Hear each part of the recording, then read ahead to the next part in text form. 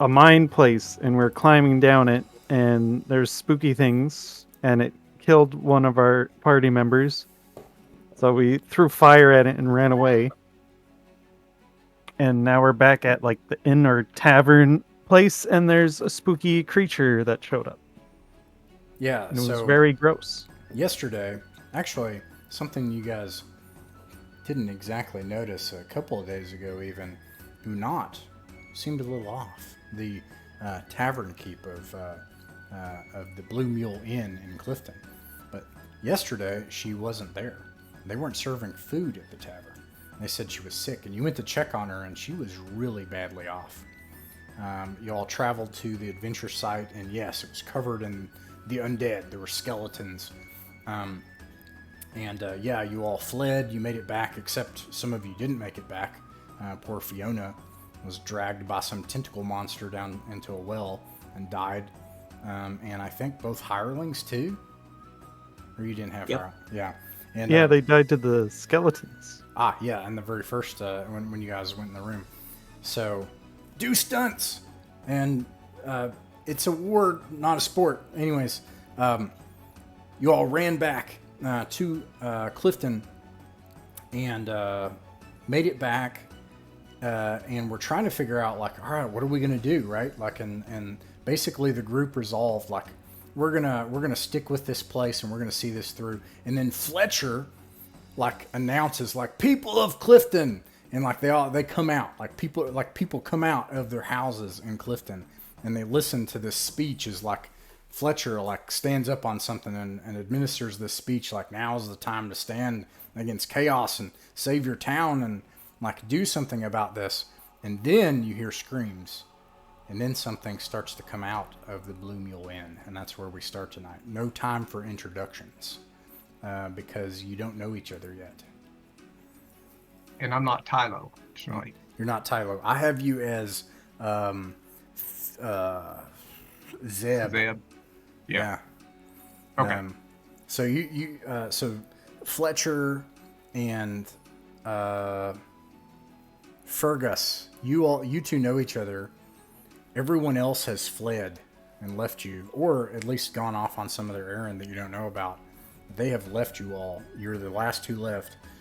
These other three that are out here, you don't know them yet. And anyways, you hear this.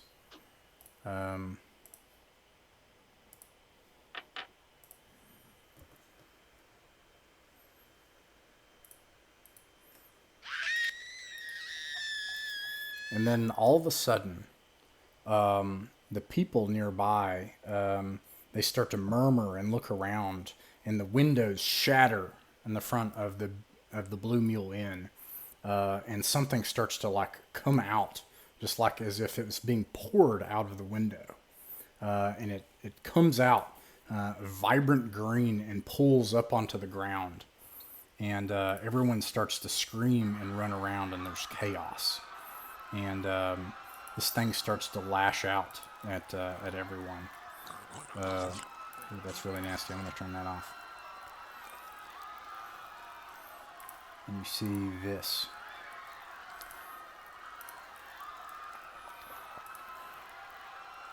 Yeah. Bless you. Right. So, before we roll for initiative, at the top of the combat round, does anyone run away, cast spells or retreat, or do any stunts or come up with a plan? So I'm kind of sorry. seeing the scene a little bit. I'm kind of like, I know Fletch and Fergus are just kind of coming in to town. I would kind of see. You saw them come out of the tavern. They were actually people. Oh, let me explain Fergus and Fia. Fergus and Fia, you are adventurers, as the setting guide says. So you go places and fight monsters and help places for profit and glory. And you made your way into this tavern. People were acting strange in the tavern. You came out to hear this guy giving a speech about how monsters are attacking the town and how everyone should do their part and save the town. And then you're standing there out in the street, and all of a sudden this thing bursts out of the tavern. And when it comes out, you think you see the face of Unot, Fletcher, and Fergus just sort of like coalesce and say like, "Kill me," and then disappear back into this blob. I'm sorry, go ahead, Fletcher. No, that was perfect. I think that kind of gave us a little bit of scene. So they're kind of running out from the tavern along with everybody else that was in there, I'm sure. So I'm kind of picturing they would kind of spin to grab their ground to get a better sense of it as they are adventurers versus just standard tavern folk. I would probably think that there's a drunk or two still in there just confused.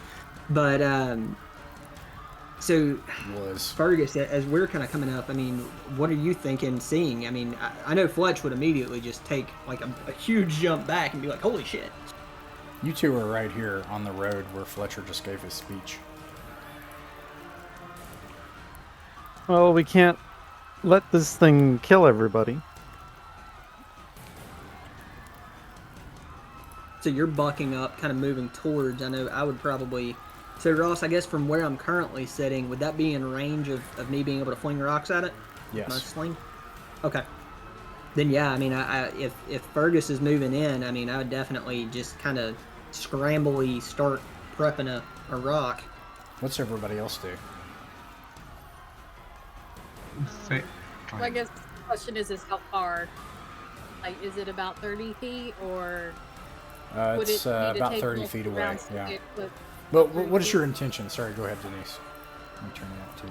Well, I would probably start heading towards the creature in order to stab it with my sword, Okay.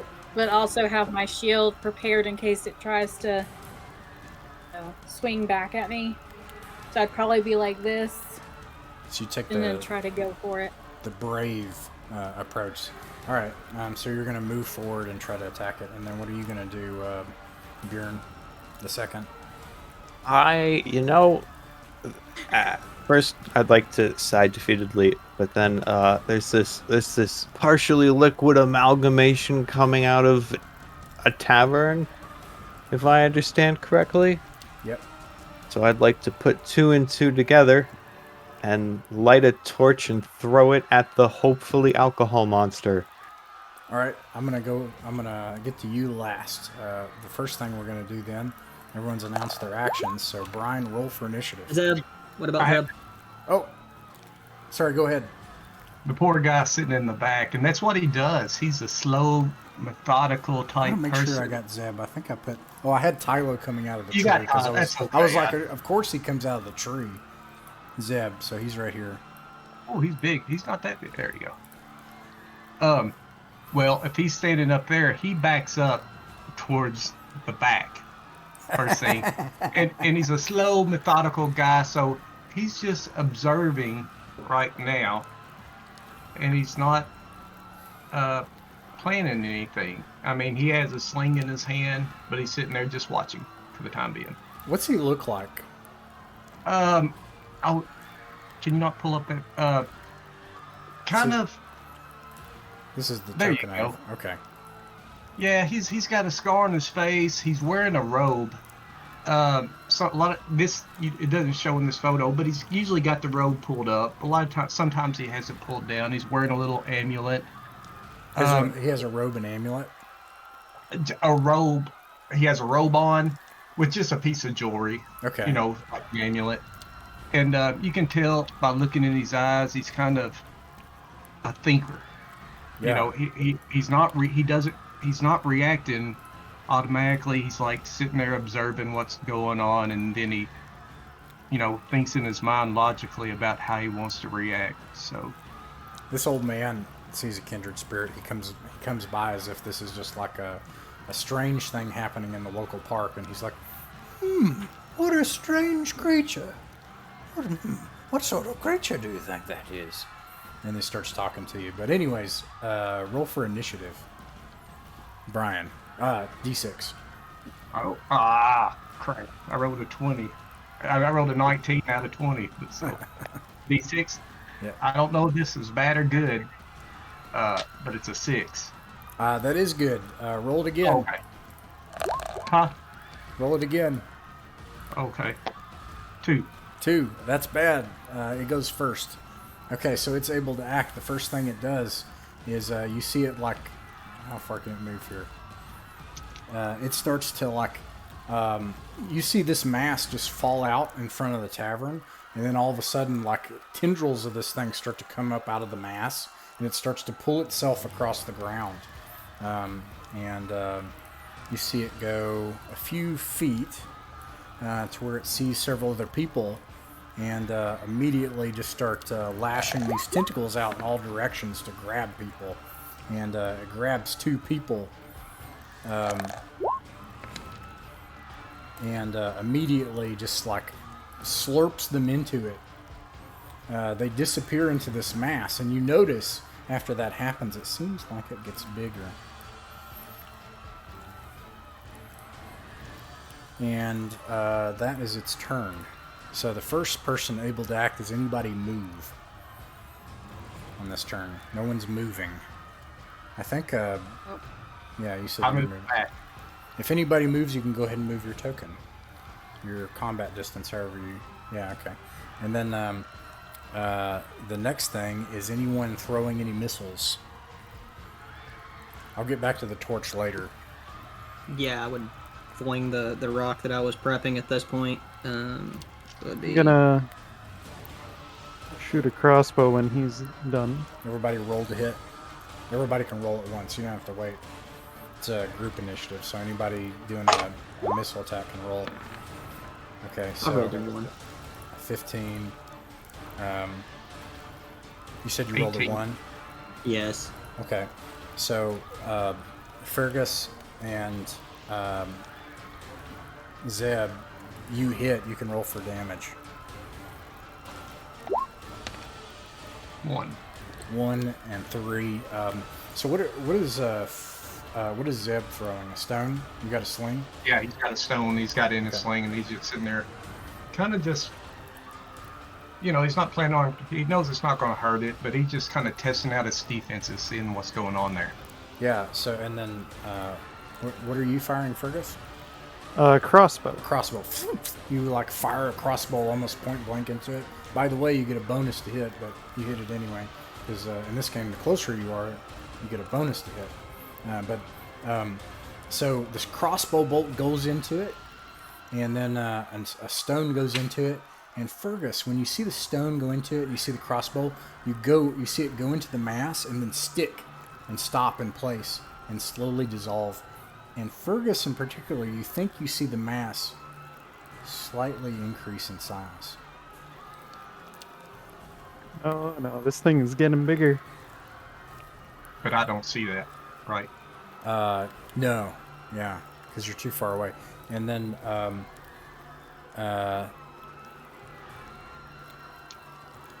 gonna point this out to everybody near me. Oh, you yell it out? What do you say? That it's getting bigger and that our stuff is being eaten. Okay. And so he fires the crossbow bolt point blank, yells that out. Theo, what do you do? Well, hearing that, she would probably, turn around and say, "Well, thanks for letting me know," and she'll back up, actually. And Thea, you turn around. What does Thea look like? Actually, this is the time to talk about what Thea looks like. That picture doesn't do justice because I couldn't find a really good one. That was black and white. Yeah. But she does, bear a sword and shield. She kind of has, I guess, wild-looking hair, kind of not like super unkempt, but kind of has like braids and kind of all messled up, like she had been fighting for a while. She has some, I guess, battle paint going on. Oh, cool. Like just some random markings. Okay. Yeah. How tall is she? I have a reason to ask. I'll explain. Is she like really tall, or is she like? Yeah. How tall is she? Like she's not small by any sort of the means, but I would say she was probably about like 5'9", Okay. 5'10".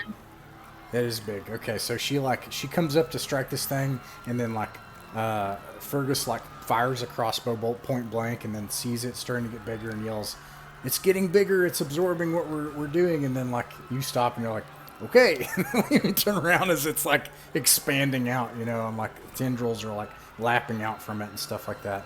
Okay, Bjorn the second. Yep. I'd like to burn it. You gonna throw the torch? Yeah. I'm not getting near that. That looks scary. Sure. You can roll to hit. All right. What did I just? It's a D20 plus your dexterity bonus. And I'm gonna look and see. I'm gonna improvise Oh something. boy. Here. Gotcha. Okay. One. That is. What does a 4 get me? Oh crap! It gets you throw the torch. I'm gonna determine where the torch lands using a D8, and then the torch is gonna land on whatever it landed on instead. It landed right next to this person. So the torch flew. I think what happens is a tendril actually knocks it out of the way.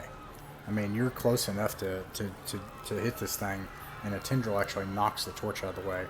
You notice that the tendril, when it knocks the torch up and it flings and it lands between this person and this other person, you notice that the tendril almost looks stunned for a second and then comes back down into the body almost like it's afraid. And now I'm going to see what everybody else is going to do. Magic dude here is going to fire magic missile. Get a D6 plus 1 for that. And he cast his single spell, magic missile. You hear an inhuman screech from this monster, and it seems to shrink a little bit. Let me see. It's got not much. Okay, and then these people, they heard what you said about it, about it getting bigger as it's getting struck, and so they come over and they form a line with you, and they hold their weapons up. This person drags a civilian out of the way. This person here is yelling at these people here, "Back up, everyone, get out of here!" And these tendrils are lapping around trying to grab more people, and they don't attack this turn. They come over and they say, "What do we do?" To this person here, I'll reveal him.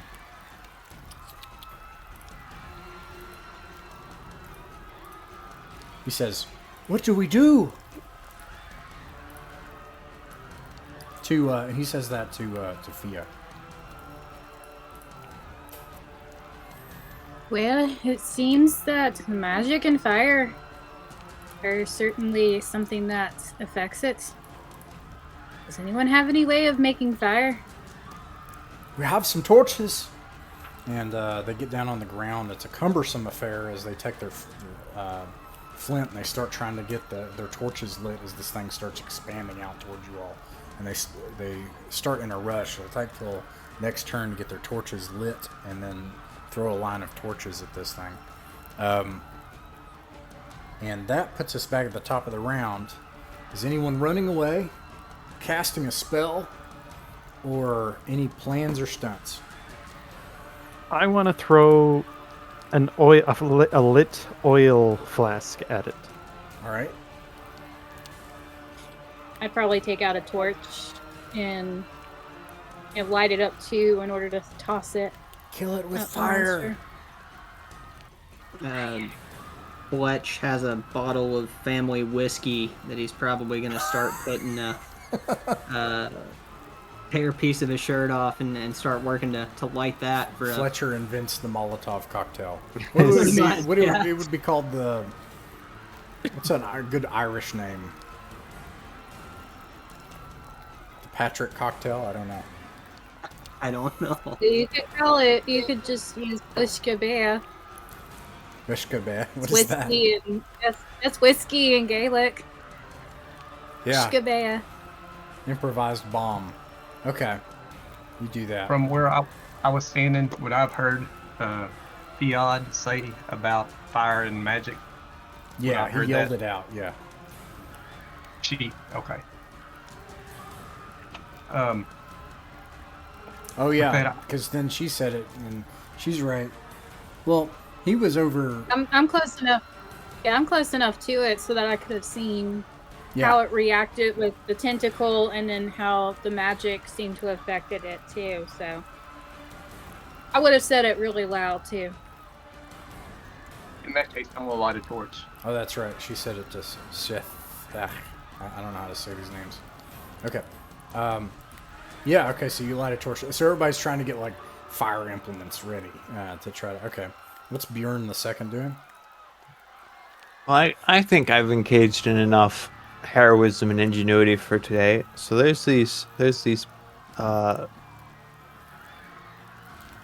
I'm not successfully pinging, but there's these two civilian fellows up to the north of us, all Okay. being heroic down here, and I'd like Right to there. Oh, okay. I'd like to head up to them and sort of protect them and escort them away from the death. Okay. You will need to. I'm gonna make that a skill check, and I can explain. Oh, okay. Yeah, I'm doing the wrong character. Nonetheless, it's still outside your combat range. However, My I'm gonna- combat range is my encounter speed is 40 units. oh, my bad. Yep. Okay. Oh, I keep getting off the wrong token. Okay. Yeah, you can do that, and you can go past them. Yes, you can do that. Okay. Let's see. Fletcher, roll for initiative. Yeah. Oh, yikes. Oh, that's a D6 in this Like- one, right? Yeah. I'll explain the mechanics later. It doesn't matter. There's some D6s. There's some D20s. It's different things. Rolled a 2. It's oh no, that's bad. Oh crap. I think I think the next thing to happen is this thing sees that everybody's trying to start fires, and it's not that done. So the first thing it's going to do is try to come over and start putting out fires and kill people.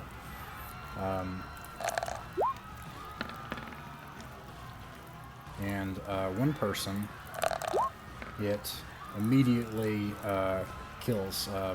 It whips this person up into the air, and then like it forms a mouth, like a sort of like a pit into itself, and it just drops this person like screaming down into it, and then it drops, and then you see him dissolve, and you see like what looks like maybe the simulacrum of his face like sort of like come across the transparent surface in a screaming face, and then he dissolves. This person manages to dodge out of the way of the tendril, but this tendril starts to just whip and lap at you all. Meanwhile, Bjorn the second, that gives you the opportunity and the distraction to start getting some of these people out of the way, and you can move if you would like. Yep. I'll move heroically away from the violence. Where do you take them? You have In a westerly direction that looks away from the scary thing. all right. You have to grab one You who's there, in Vic? terror, and you can go ahead and move your token out there if you want. I'm kind of trying to intersperse myself in between them and the danger, so I'll Okay. remain You, where I am. you drag one person out of the way. Let's see. This person is going to have their torch ready. The rest of them, and then they grab each other and they run off to the west. Let's see. Is anybody doing a missile attack? These two people are. I was gonna throw a lit oil flask. All right. Everybody doing a missile gonna try attack can torch. roll to hit all at the same time. That include the torch. I miss. Yeah. I'm going to roll for these people. Oh, They all hit. including a nat 20. And I'm gonna say, Oh, do I have to roll? I have to roll a d20 for this. yeah, to hit you roll just like in 5e, you roll a d20 to hit, and then you'd add your dexterity modifier to the hit roll. And 19. in addition to that, because you're within 5 feet, you would add another +1 because you're close. Question. Yeah. I was going to throw my torch but first I wanted to see if there's like a cart. You know how they have those two-wheel carts in a lot of these villages Sure. with hay or something in it? Yeah. Do I see one of those something similar close by? Yeah, I thought about that. I think there would be a cart out in front of the bailiff's office. Okay, in that case, I am not throwing my torch. I want to move up that way and, well, I'm not doing a missile attack, so I guess I wait or tell you now. No, what go ahead my and tell me. intent- Yeah. Okay, I want to try to holler at somebody that looks strong, and I plan on lighting the cart on fire. With the torch. Yeah. If it's got hay in it, and just rolling that sucker into it. Go ahead and move your token. Let's see. The cart would be like right here. Okay. Okay. And then you light the hay on fire, causing it to turn into a big thing of fire. You see the bailiff run out of the bailiff's office, and he looks around like, "Oh, what's going on? What's going on?" And he's screaming and yelling and stuff. And then, let's see. I got 9 points of damage from these people throwing torches into it. You can hear the monster scream in pain and start to contract ever so slightly in size as it gets burned, and the tendrils back up in fear as people start to wave torches and fire at it and throw torches at it. Who else threw fire? I got a 19 on my roll for the cocktail. All right, roll d6 for damage, and Denise, what'd you get? I got a 21. All right, d6 for damage, and then 6. 5, 6. All right, so 11. So it this stuff splashes into it and screams and grows smaller, even smaller, and then roar. Throw your flask. What'd you get? I got a 3. Oh no! I'm gonna see where the flask went. I know I said I'd announce it, but it's too fun. Okay. 8, 6. Good news. It landed right here, and you see it explode into flame. This whole area is on fire in front of it, but no one's caught a person or a building on fire. Hey, that's what happens when you play with fire, but it's going well so far. And the wagon. I do some sort of movement out of the way as I'm seeing him Right. light a bonfire, essentially. Yeah. This area just keeps igniting in flame, and So, I'm just jumping away. this wizard's also gonna. Well, he can't now. He already threw something. Okay, so that's movement, missile, magic. Is anybody casting spells? No. And then is anybody going to try to stab it? No. Okay. All right. Is anybody running away, casting any spells this round, or any kind of stunts or plans? I know we got. You're going to try to push this cart into it. I am willing to contribute to the cart pushing campaign. All right, you can move your token up to push the cart. And you I'll said, you go said ahead, that Denise. the Sorry. creature's slinking back into the tavern. No, it just seems like it's getting smaller. Okay.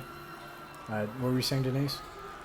Oh, I was going to help too with the cart pushing. Okay. If it was needed. Probably not best to be in front of the cart. It seemed, assuming it works. And Speed bump. Sethic here, he sees that and he just gets out of the way and he backs up. He's actually going to retreat this round. And so is the magic user. He's done with this. And the bailiff is an idiot, and he comes out and he's like, "What in God's name is this?" And he's just waving his arms. Sir, arrest that creature. What? He puts his hands on his hips. Let's see. Denise, roll for initiative. Roll a d6. Okay. Nice, I got a 1. A 5. Sweet. All right, you are able to act first. So before we move the cart, is anyone going to try to cast a spell, stab it, or shoot it with anything? Or throw a torch or a flask or anything like that? At this point, how big or small is it? Well, it started out about 45 feet across, like 3/4 of the entrance of the Blue Mule Inn, and it's now probably 30 feet across.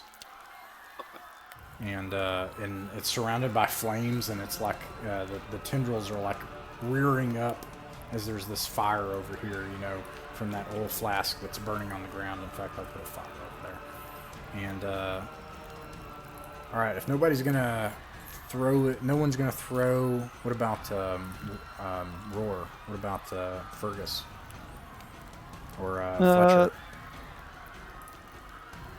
I don't think I have anything I could throw. Yeah, you I've have. got stuff I can throw. I just don't want to add to it. So I think I'm going to hold my ground at this point and just kind of see how the cart plan goes. Yeah. I guess I'll just reload my crossbow just in case. Actually, is there anywhere around me that I could maybe try to hide or something? Yeah, sure. What's your intention though? Like, are you trying to just hide from the monster, or are you trying to sneak up on it? Hide from the monster, hide from the possible explosion of pushing a cart next to a building full of alcohol. Just kind of get a good, stable spot. Directly behind you is this big tree if you're trying to get out of the action. On the near side of the tree is a kind of a defilade in the ground. You imagine where like Frodo hid from the Nazgul, there's kind of like this drop off in the earth right there. So if you're trying to get away from a potential blast or the monster, you could probably go there. Yeah, I think I would probably go for that. All right. So the way I'm going to do this is basically all you have to do is someone has to hit the monster. If you don't, something bad's going to happen with the cart.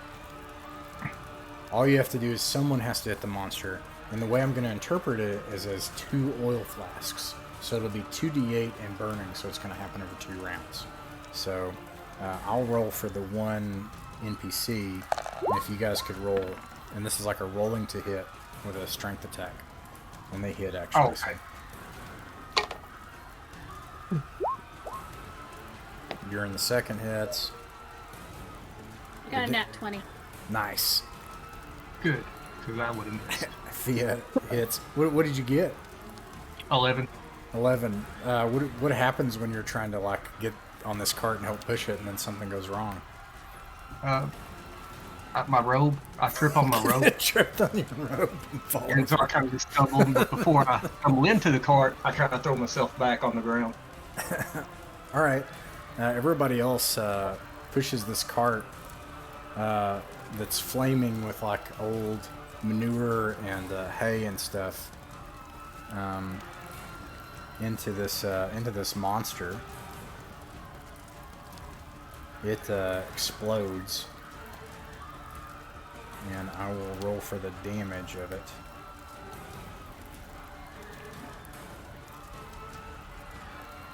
Uh, 2d8. Actually, no.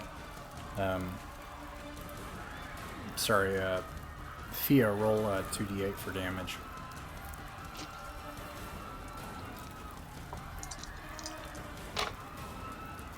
8 plus 5, 9, 10, 11, 12, 13.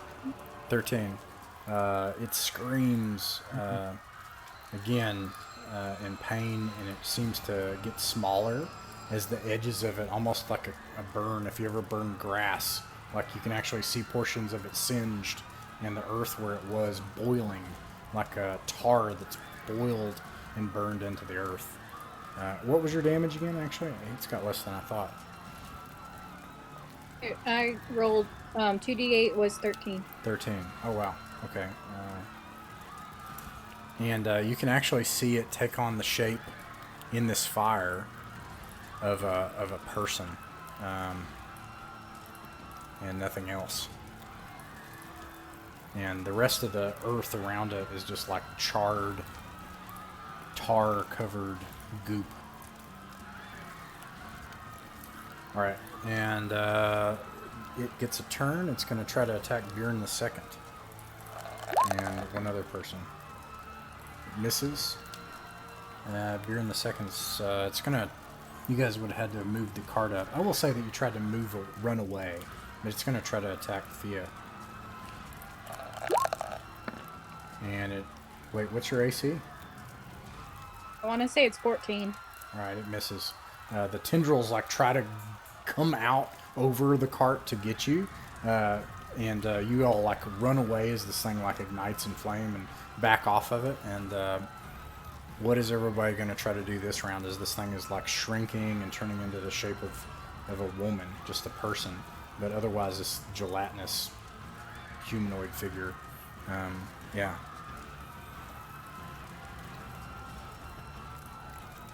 I'm gonna back up and light another torch. My intention is to pick up my thrown torch off the ground and wield it like a melee weapon Nice. in one hand and strike this foul amalgam. Okay. Alright, so some people are going to throw things, some people are going to... Any other stunts? Anybody running away or spells? No? Alright, in that case, okay, Bjorn the second, roll a d6 for initiative. Alrighty. You gotta beat a 6, that's bad. Oof. I Go first. came close. I Uh, beat it in spirit. It is desperately going to try to attack Bjorn the second. Come at me. Misses. It misses. Oh, what's your AC? 16. 16. Oh, really? What? Really? Yes, I'm Okay. looking at it right now. I'll describe that in a second, but everybody that is going to try to move or throw something at it or shoot something at it, roll to hit right now. Just everybody all at once. You don't have to do it in order. Can you light a torch and throw it in the same round? Yeah, sure. Okay. Yeah, I'll do that too. The helpers weren't doing it, but you're, I think I missed what'd you get? a 12.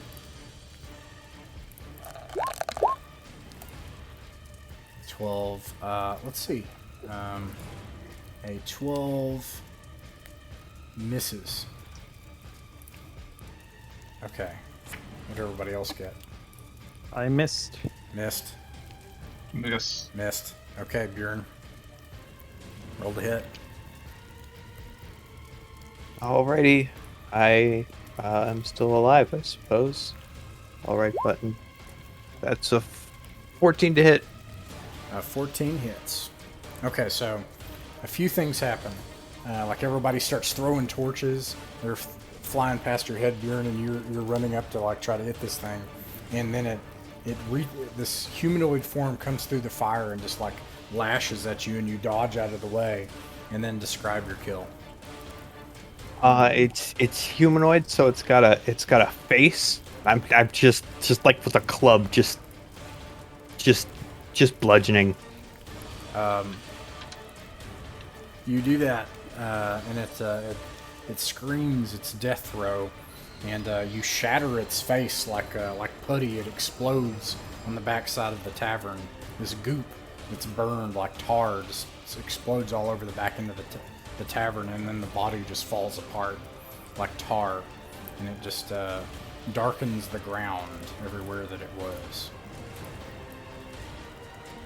And there are fires everywhere, and the sickly, bad-smelling, dark tar everywhere. And that's what you see all along the streets of Clifton. And that's what, let's see, we still got fires going. There's a wagon on fire. Someone's lost their livelihood. There's a fire in the open streets here. And there's a bunch of people corralled over here. They start to come back out of curiosity and maybe fear. And the bailiff, he says, "What's the meaning of this?"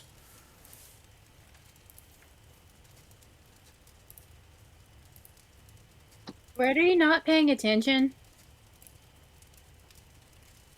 What was that thing?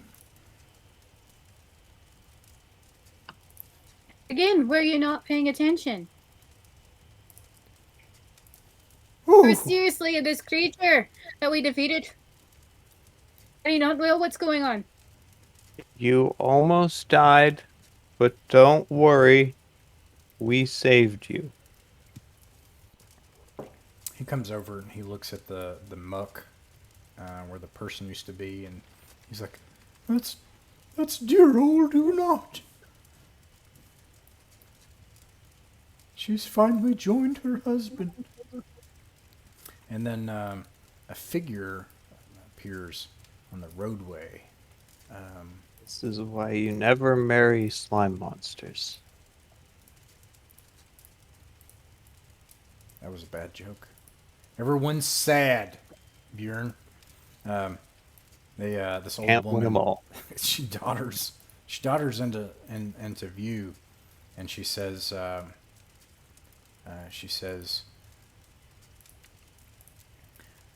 "I knew this day would come."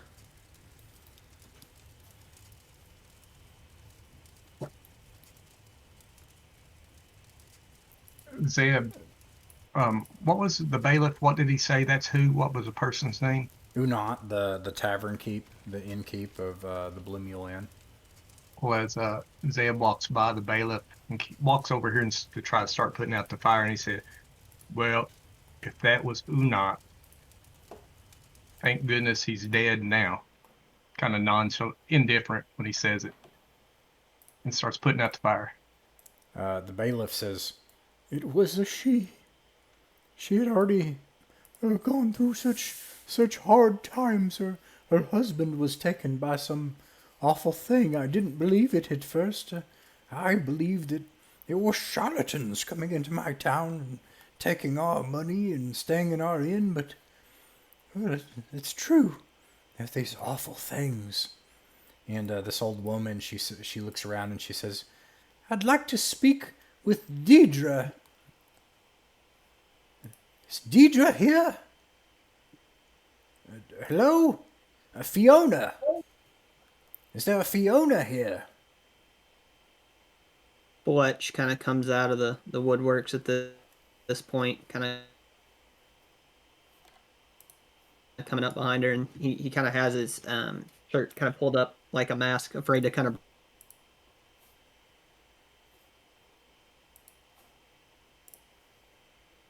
Fiona? I think I'm lagging out. Let me rejoin, okay? She says, "Well, I didn't know her, but I was set to meet with her. What about, hold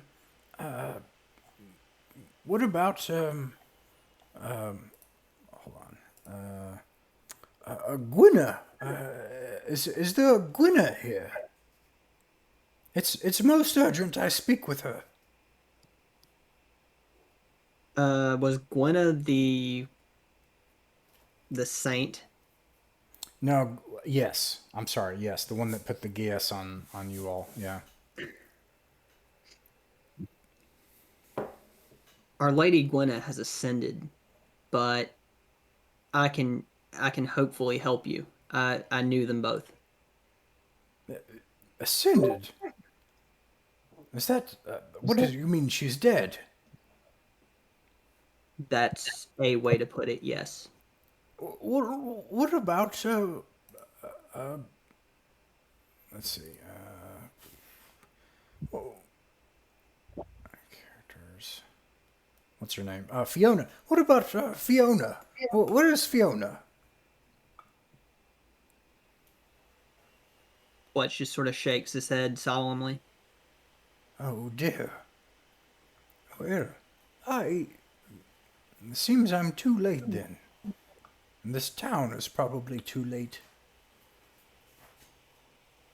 You speak like you know something. Do you have any idea what's going on here? Meanwhile, the bailiff, he's looking around and he starts looking at people and talking to them. They know him and vice versa, and so he's like, Obviously, we'll have to organize an evacuation of the town. We'll have to gather all of our things. We'll have to travel to Antival, and somebody else is like, Dougal, there's no way that we can travel to Antival. That place is full of brigands. We wouldn't survive 2 days there. And he's like, what other choice do we have? We can't stay out here in the wilderness, and this town's being overtaken by these things. And I'll pan back here to Yim here. She says, well, we need someone who is familiar with the old ways. It was our only hope of saving this town from the Green Death.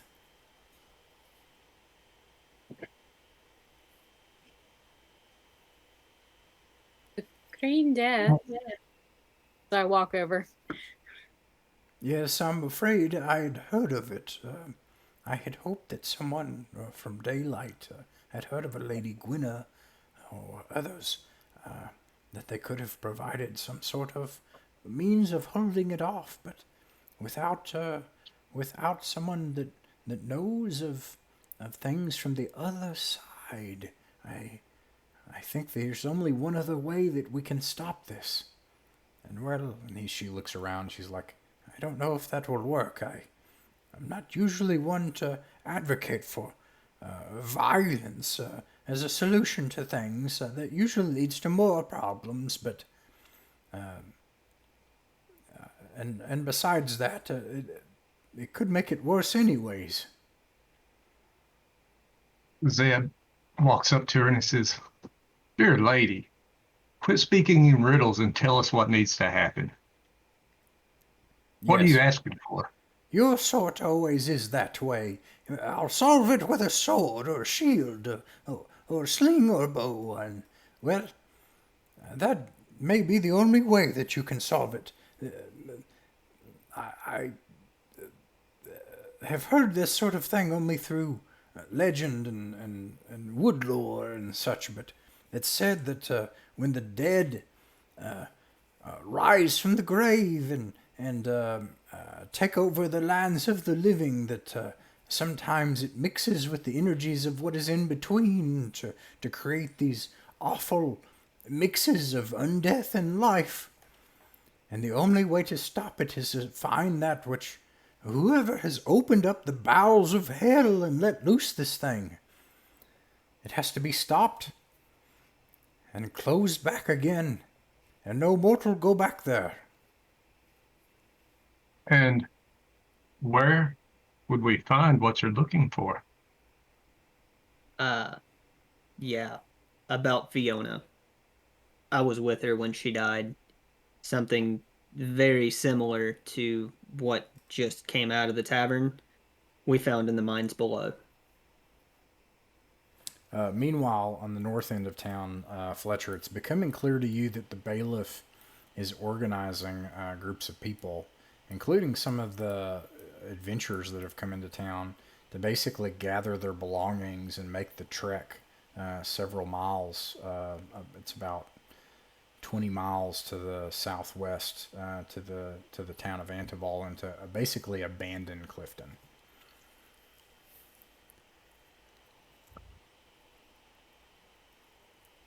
Miss, before we do something drastic, you did mention the old ways and the world between.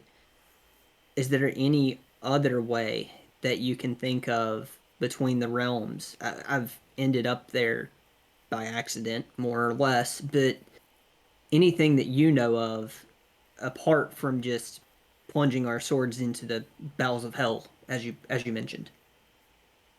This old man dodders forward, and he's like, I've been there also. Though I was asleep most of that time. But it was interesting. And then he keeps talking in the background while everyone else is trying to talk about this. And she says, I believe that it might be possible to find a cure for the Green Death. But to do so, you would have to pass to the other side and find your way to the heart of that place. Why? And then there's a person over here that you notice coughing, and she actually coughs up like green stuff. And then Im here is like, there's not much time, though. You'll have to find something on the other side that's willing to bargain for the magic necessary to protect our people. And then she looks over to like these people here, and she's like, that idiot bailiff, he would spread this to the rest of the rift. You're saying these people are already doomed? Without help, or if the source of black magic isn't stopped at its source.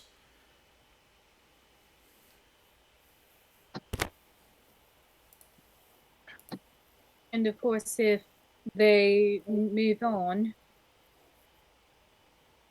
it would then spread it to everywhere else they go, right? Is that what you're saying? Everywhere along the Duchy Road, east to west. As far east as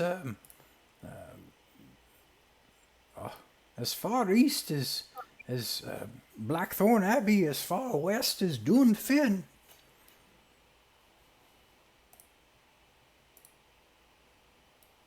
Fletch kind of looks over to Fergus, who'd kind of been there in the pit with him, and he kind of looks over at the myriad of people that have kind of got the situation, and he's just like, I don't know about you all, but I don't care enough about Clifton to risk my life for it. However, I do have a wagon full of riches on its way back for what we found in those mines, and for that I will stand up. So if there's not a Clifton for my money to come back to, then that sort of puts me out quite a bit of effort.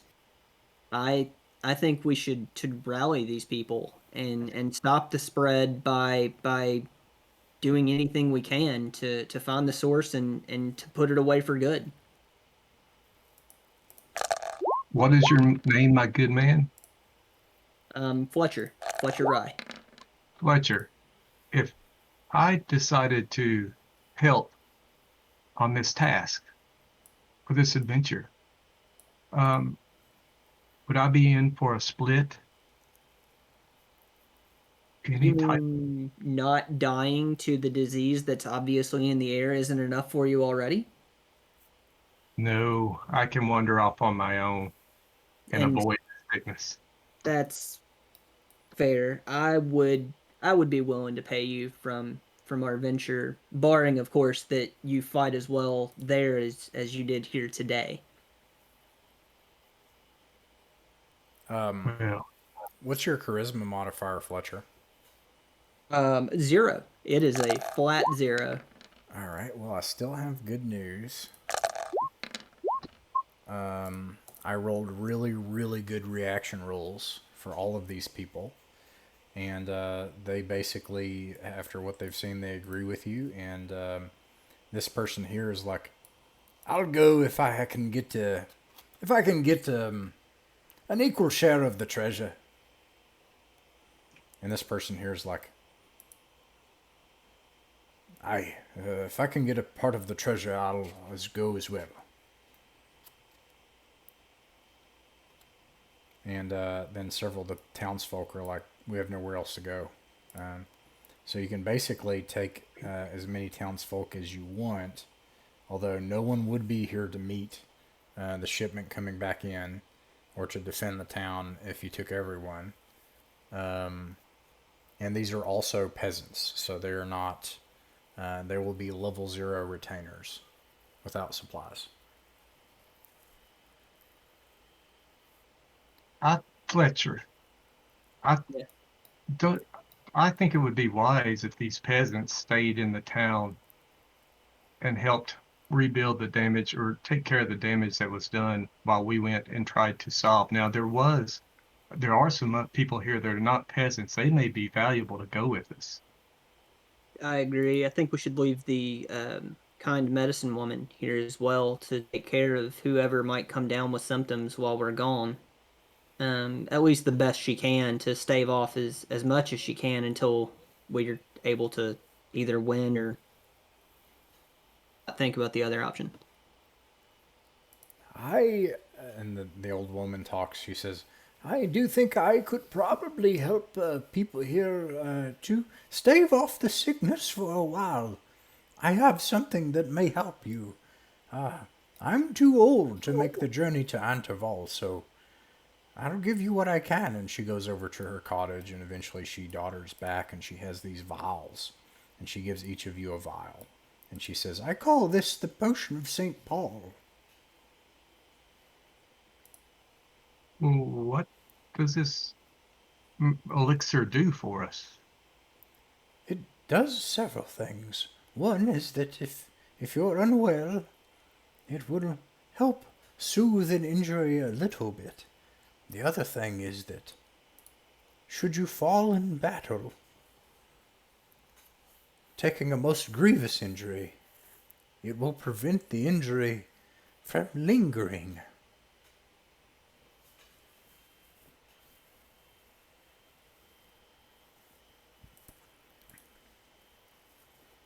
Well, thank you for your help.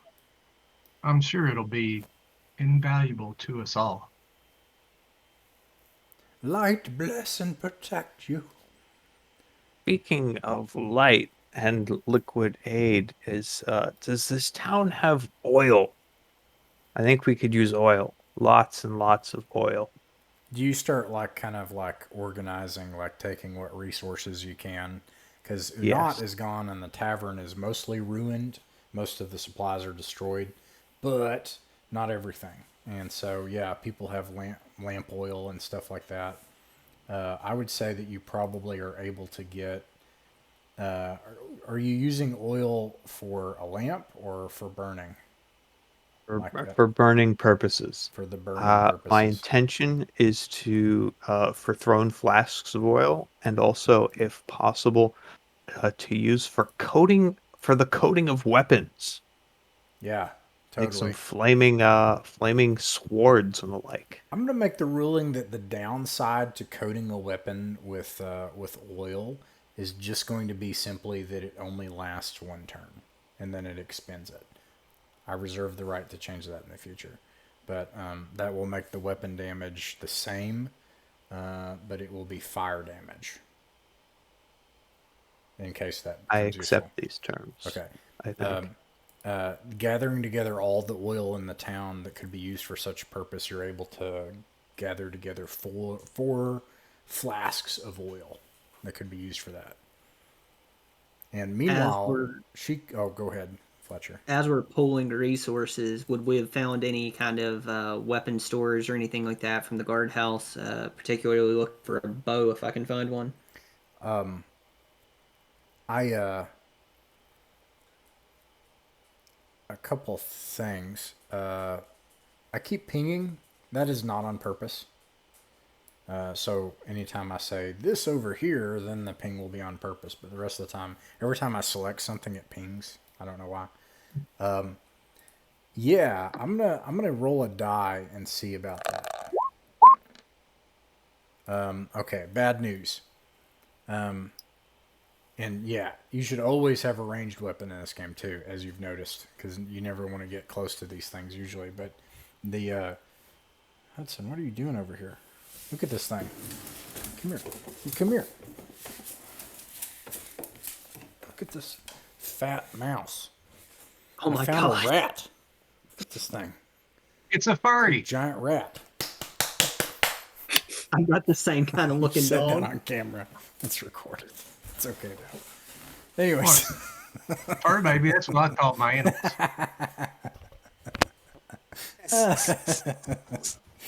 Yeah. Anyways, the bad news is that first of all, Dougal takes you over to the watchtower, and it's worthless. This town has not had workable weapons it's really kind of a paper tiger or a facade. It doesn't have anything useful in there that you find. However, the tavern would have had a bow and arrows because it had made a business of selling products that had been coming through Antival to adventurers who were going into the nearby delves. Unfortunately, the tavern is ruined and covered in this acidic slime. Yeah. I'll tell you what. I'll trade you my short bow for your sling.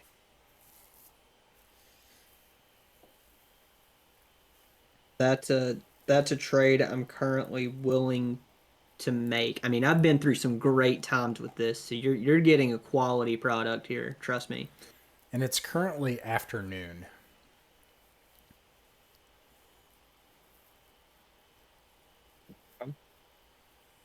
So where's this place? Who knows the way to wherever we're going, wherever it might be?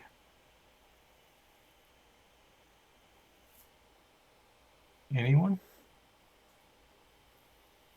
Well, if we're going back to where Fiona met her end, then I can lead the way. After you say that, Imhir, she comes dawdling back eventually and she says, I've convinced that idiot bailiff Dougal to keep the townsfolk here and kept in the watchtower and the constabulary. They should be safe here. We'll rotate guards and I'll use what salves I can to attend to the people as they grow sick. But our time is short.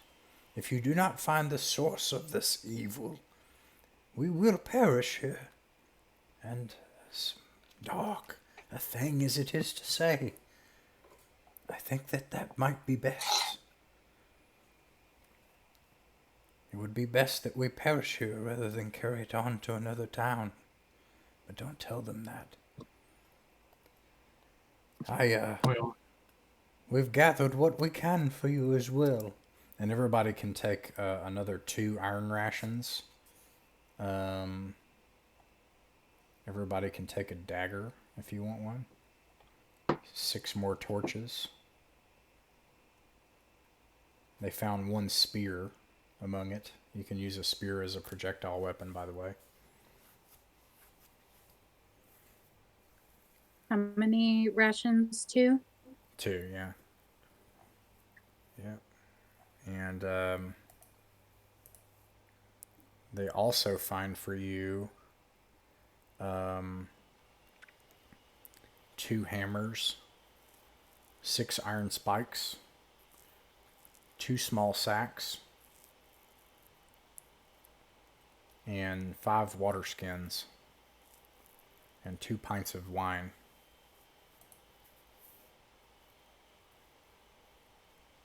The tavern was ruined, so much of the town's foodstuffs are ruined as well.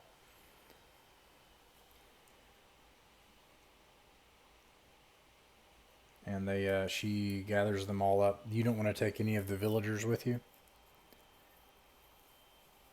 I think we ought to take those that appear to be capable fighters All right. and would been helpful to the party if you guys are in agreement. Yeah.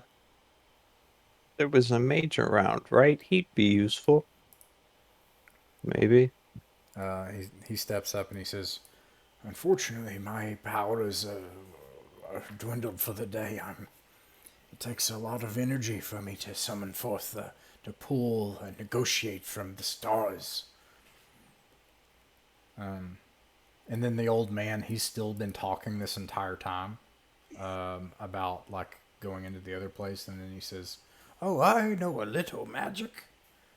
Just a little. Like real magic or like no magic? It's magic. And everybody disappears into the constabulary. Are we hitting the road, or is there anything else that y'all want to do in town? I'm gonna have to gather your tokens here because there's a lot, which is good. I say we head on. But how many of the NPCs are going with us? So that would be 1, 2, 3, 4. So 4 plus 5 is 9. All right. Let's see here. A rule number 1 of adventuring and fighting evil slime monsters. Do not, under any circumstances, get eaten. That is invaluable advice, and in my small amount of experience with these creatures, I completely agree. I believe someone with your knowledge should lead the charge. Yep. I accept.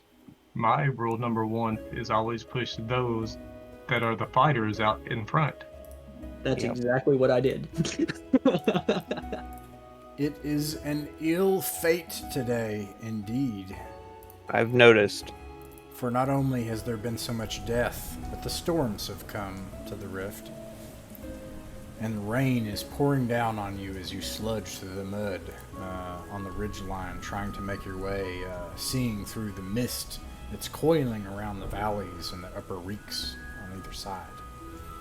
And it makes it harder to see the path, the side that you need to reach. And so, if Fletcher is leading the way, Fletcher, you have seen this several times. But in the rain and the mist, it's harder than usual. So roll a d6, and you don't want to roll a 1 or a 2. Oh, okay. No pressure. Wow. It's a 3. Nice. Hey!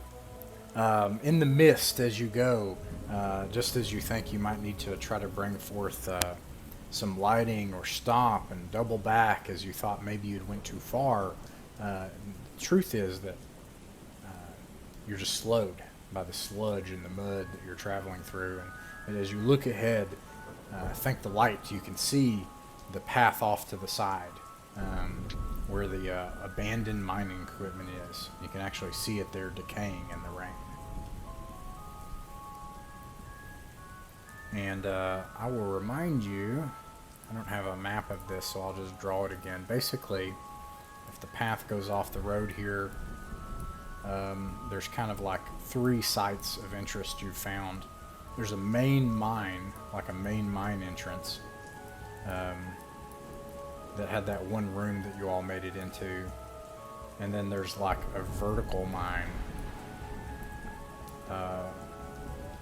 over the hill on the other side, and then on a separate hill off to the left, there's a hillside with a tree and a shack and some ancient structure that descends down into a hole and a plinth nearby.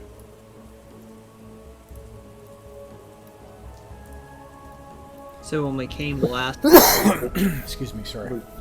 kind of went down the kind of the upper shaft that he's talking about here, and it kind of dipped down, and we kind of ran into one of these eldritch horror beings, and it just destroyed Fiona. So I know it's there if we're, aiming the direct approach. The other, kind of the main entrance mine that he mentioned, it kind of opens up into a room with a door behind the last time we were there. We definitely heard like skeletons kind of knocking on that door. We kind of trapped them in there. So if we go through that route, we're likely to have company as well. What about the old ruins? I guess she would ask that out loud, because I guess all this information would have been shared as we were walking. So, yeah, I would think so. Yeah, and with the ruins, I'd been there once, but more on a topical level. We just sort of made some etchings of what we saw there, but didn't descend per se. Well, it sounds like, certainly we have options. We know where or beast like what we fought there, but that ruin, you didn't go far into it last time, so it makes me wonder if there's something else there that you could find out more information on. But I'll follow you anyway, and Thea will move up towards the front with, I guess it was, who was out in the front? Bjorn? Because she's also a fighter, so she'll kind of move up towards the front too to help. All right. Is So I don't know what's your name. What'd you say, Denise? Said I don't know if I caught your name, and I'm looking at both. I guess. Ready. well, I'm Fletcher, and I know Fergus from our previous adventures, but the rest of you, it's been a bit busy. So Fletcher and Fergus. And then she, I guess, looks at Zeb. I think you said your name was Zeb, right? That's true, lady, but call me whatever. I'll answer. Zeb it is then. And then she turns and looks at, I guess, Bjorn. And I'm Bjorn, second of my name. Oh, Bjorn. And who are these other people from the town that came with us? These other 4 folks. Yeah. Let's see here. Yes, for sure. I'll definitely pretend to write them names down, yes. Several of them left. This is all right. Oh no, one of them's dead. That's what it was. I was like, I know that. Attrition rate is very high. The 4 that came with us left? Okay. No. They're here. The first one, he says, the name's Seth. And he is drinking. Don't drink that. We need that. And the other person, he's leaning on a staff, and he's an older man. He has the telltale robes of stars that indicate that he is of the arcane and esoteric profession. And he says, "My name is Kerry. I can't say that I can bring any more magic forth today." And then the other person is like, "My name's Ulrich."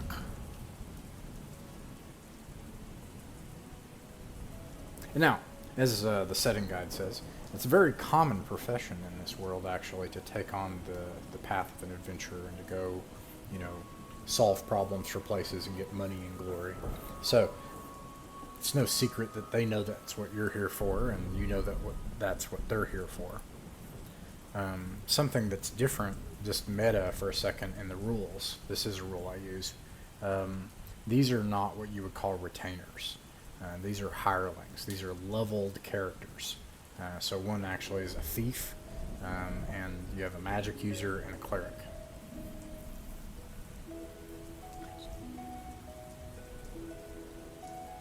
As introductions are kind of being passed along the road, and the question kind of came up of which entrance do we take, I would think to ask Carol, you mentioned you can't cast anymore today, but how are you with reading ancient runes? At that point, an old man pushes Bjorn and pushes Bjorn and Fia out of the way. And he's like, "I've already said it several times, but my name is Brannock, and I can read runes. As I've already said twice." He's been talking the whole really time. read runes, or can you just I can really read runes. I can.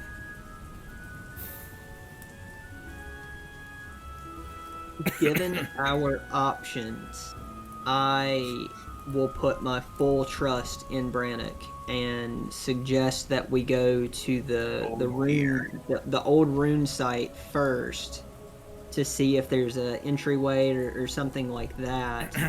I mean, if we know where the monster was, that's great. But if we get attacked, we may not win. But maybe if he can read the runes or something, it could give us some sort of insight as to, how to beat this thing without bloodshed, maybe? I mean, what do you all think?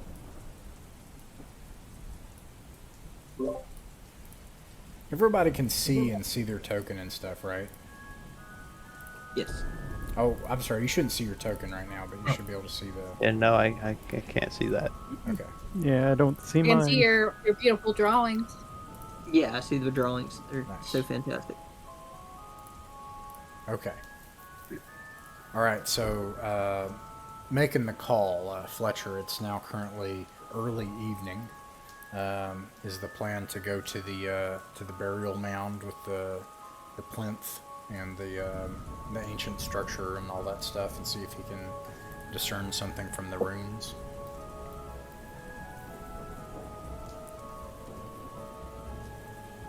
I would recommend that, but if we do, I would recommend we move quick. Skeletons move quite a bit in these parts. Yes. Let's see if they do. Finally, last time we played, I rolled a monster every single time. That's what I was referencing. Oh man. Okay. Anyways. Then we must use this luck. Yes. I have never fought a monster. I have only gotten lost in the woods for years. Time happens is to me truly all our the time. greatest enemy. I thought you looked familiar. We Yep. departed once, and then you came back, and well, that's why I couldn't Yeah. place your face. You're old Yeah, as you shit. guys know each other. My bad. I'm only a little bit older, but my beard is immensely glorious now and unkempt. Where are these ruins you were talking about, Fletcher? Perhaps I can decipher some of them also. And I guess we would sort of make the way up there, right? All right. Everybody should. Oh, what in the world? Let me see. Map layer. All right, Brannick, you take a point. You know what you're doing. Definitely. Just need to be. All right. Now he can see. That's good. All right. Yeah, Brannick. He's like, "Is it here?" And he's like, he can't see very well in the rain, and he points up over to something else, but it's like actually right next to him. Right after you So- said, "Clearly, you know what you're doing." Oh, of course. I still have full faith in this man, and I would kind of gesture more so into the direction of the ruins, indicating for both him and Zeb, who I have quite a bit more faith in, but we're gonna let Brannick feel like he's doing a great job. He like puts his hand up, and he starts muttering something strange. And he feels around on the rock, and there are these like pre-writing type, hieroglyph type things, symbols, runes, not letters or alphabet. And he feels around, and he turns around and he's like, "I know what this is. In fact, I've seen this before. Do tell. This Keep is us in suspense. this is the ancient writing of the Serpent Kings in their days of old, before the coming of the light. This is an old structure from in those times." What do the runes tell you?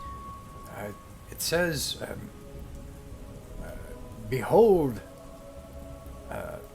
this is where the spirit of," and he looks real close, Is that his name? "Gilliard Wolfclan. If I were to say it in the current tongue, Gilliard Wolfclan. It has a guttural sound for the first name, and then the clan of the wolf. And it claims a warning to anyone that would try to rob his tomb. It says that he was a thing of dark power, Oh, it's clear. Someone has opened the tomb. Who would have done that? Hey, Zed. What's it actually say? I'll see if I can read anything of it.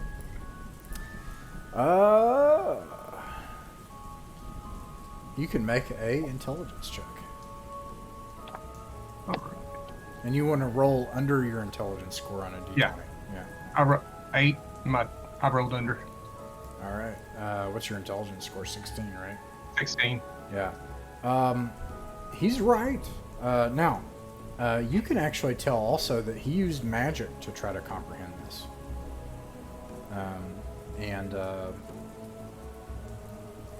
You don't know that the specifics are true because you didn't use magic, but you can look at it and see that that is an ancient writing, probably,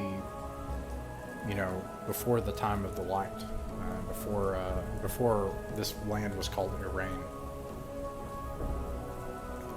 I believe the old guy may be right.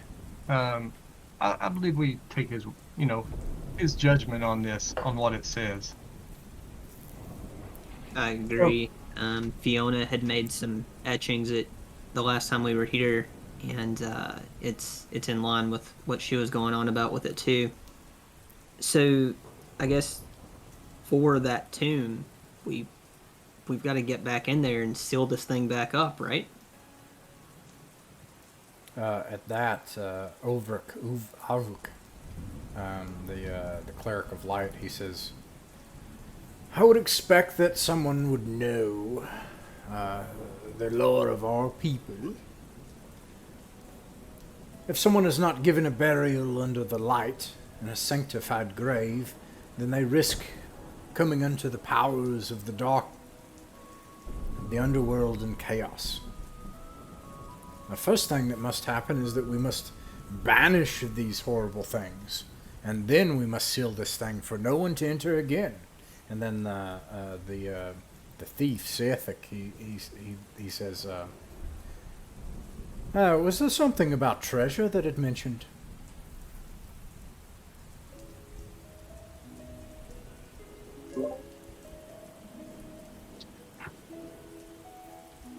And is the treasure worth it if you die? It didn't say I'd be dying. Really? And you think that if you just ignore the fact that there's some dark creature that's going around killing everything, just for treasure? He's gonna make a morale roll. He does well. Oh wait, actually, do I have that wrong? Do I have to roll under or over? Alright, y'all. Loyalty check. The roll has succeeded. So he rolled a 10. Uh-oh. And his loyalty rating is... He's got a normal loyalty. He says, Aye, perhaps I should not have come then. And he actually starts looking really nervous. Well, you have to remember too that if someone went down there to open the tomb, then obviously there's a reason to go down there. I myself, the venture that I mentioned that's funding this group, came from exploring these parts. I dare say there's probably meat left on the bone. Ulrich, I really think we need you. You're one of spiritual nature, correct? Yes, very much. Well, I don't think we can do this without you. I know. Well, great. So you will come with us. Yes, well, of course, I, as a ordained and vested ex-cathedra of the light itself, am needed here, obviously, but someone else should go ahead and clear the way so that I can call forth the divine power and its blessing. Also, out of character, it's 10:43, so we've got 45 minutes, still some time. Dungeons are slower in this game because more careful usually and stuff like that. I wanted to we can kind of break the West Marches cycle if you all think that, is there anybody that can confirm their attendance and is like, yeah, let's finish this thing? Like, is that your goal? Is that what you want to do? And you know, like, we want to try to find this thing and stop it and stuff. And then is anybody able to attend? I should be able to. Okay. Are you talking about for next Thursday? Next Thursday. Yeah, I'm good. I'm kind of wanting to see what's left of this one through. Okay. In that case, no rush. We won't do the West Marches formula. But next week is the last week I have, so we'll have to complete it by then. Okay. Sorry, go ahead. To the cleric who offered to hang back until things are done, I would just remind him that the road back to town is treacherous, especially this late at night, and I've seen quite a few skeletons along the roads here. I would recommend sticking with us until, we see this thing through. There's a lot more safety in numbers than you scurrying off on your own. Well, and we need you. Yes, well, I think we should get out of the rain. Now that I can agree with. And I would say that, based on what we know, we should dive into these ruins. Let's go. And I'll stay in the back. With you, Albert. Ulrich, you can take point. Are you going to try to get Overick to take point? That's what I said. All right, let's see how that goes. He's like, I think not. I think that perhaps you should. By all means. Courage is such a rare resource these days. Albert, you're a wise man.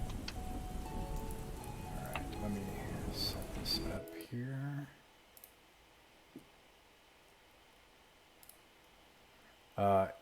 Oh.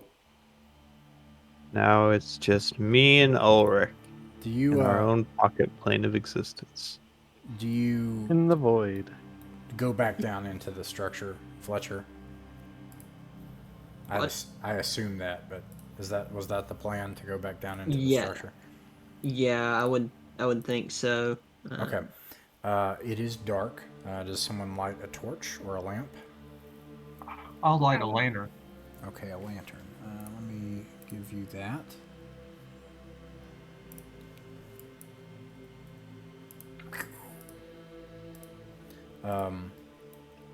So you all, Fletcher puts this rope down. It looks like Fletcher's done this before. You go down into this hole, and you find a stone structure that's tilted. Seems to be going down kind of to the right, if this is your right.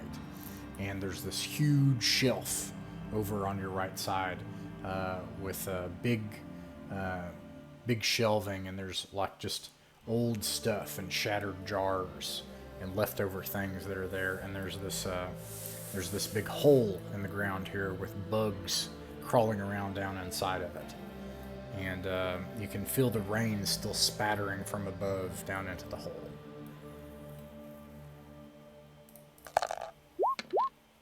Real quick on the shelf. Zab looks at the shelf real quick. Does he see any books of any nature? I think so. Let me bring it up real quick.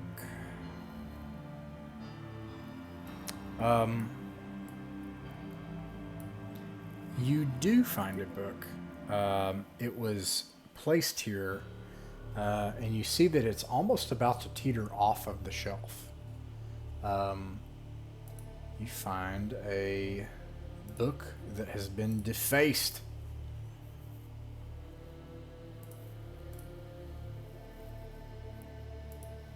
I'll take it and pocket it.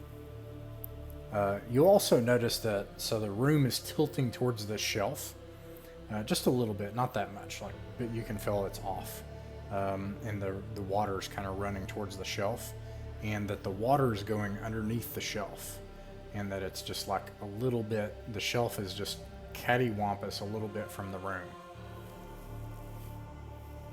Is the water pulling, or is it running underneath, or running somewhere?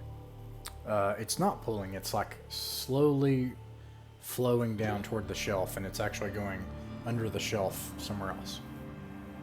Can I push on the shelf? You push on the shelf, and it reveals that the shelf itself pivots. It seems that someone, when they had placed it here, you're able to actually push the shelf out of the way, and it reveals a room on the other side. What trickery is this? I knew the water had to go somewhere. I'll look to the thief in our party and try to kind of seal his interest and say, see, obviously there's plenty of secrets and treasure left to be found. Told you, sticking with us is what you needed to do today.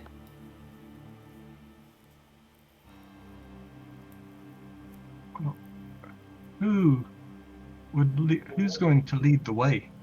Who's the bravest among us? It's a low bar, but probably me. Yeah, I'm trying to get that. Hi. Let's see here. Well, I could go in front since I opened it.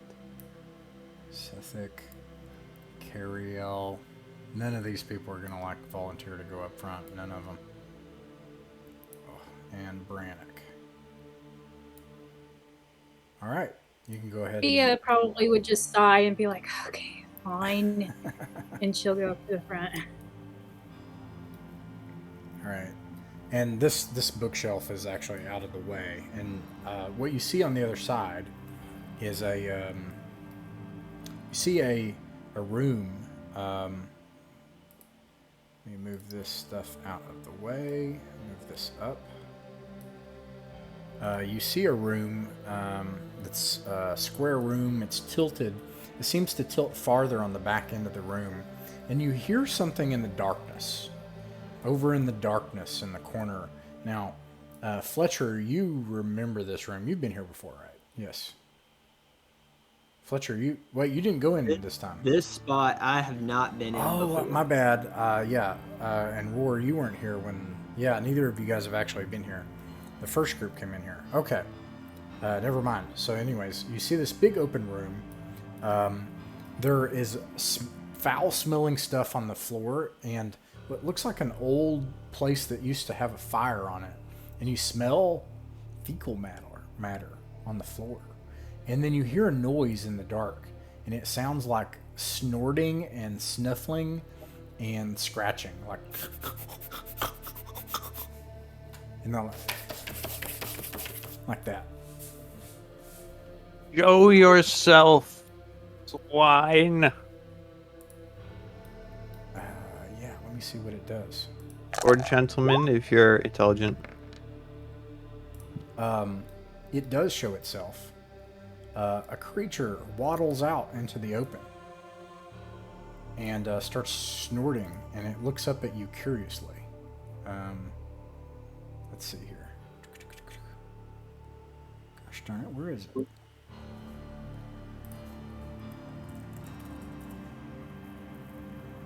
Yes. That's what I thought. Well, I don't have the name of it, but basically I'll describe it. You see a creature Oh, go ahead. I was just gonna say, rule number 1 of encountering potentially harmless creature: do not name it. All the hirelings come in now. Now that the room's clear. It looks like a mixture between. I'll actually expand it just so you can look at it. A mixture between like an armadillo and an insect. And it has like more human-like eyes, like a dog's eyes, and it like looks up at you and is snorting and sniffing like that. And eventually Fia starts. would probably be like, "Oh." Yeah, and it actually starts running towards Fia.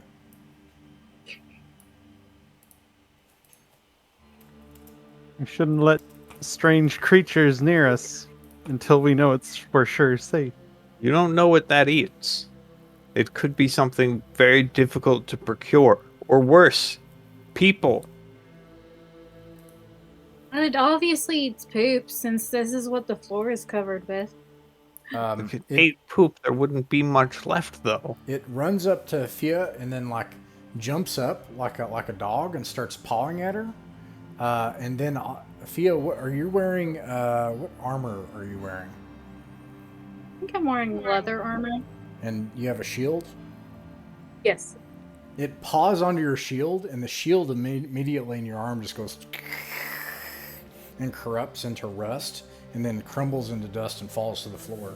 And then it like gets real excited, like, and then it starts like eating the rust that your shield had turned into when it touched it.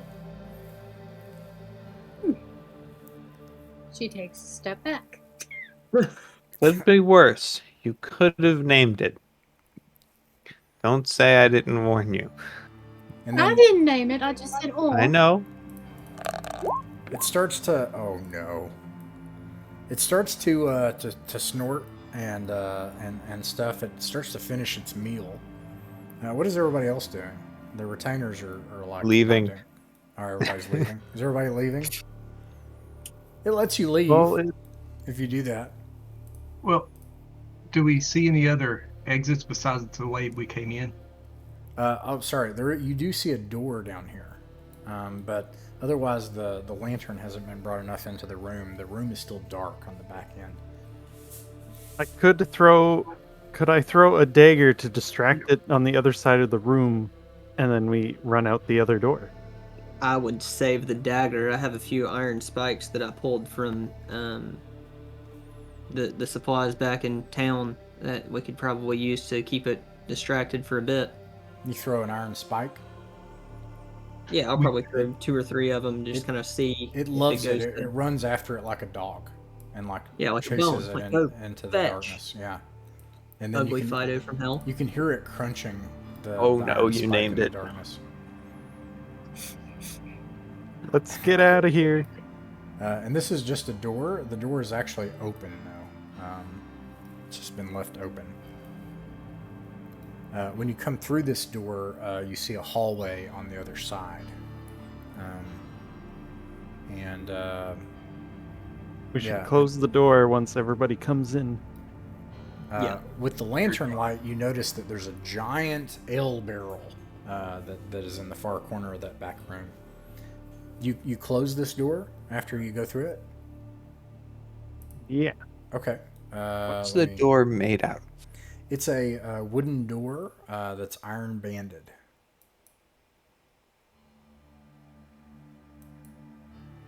How do I get this thing? Let me see if I can just do it this way.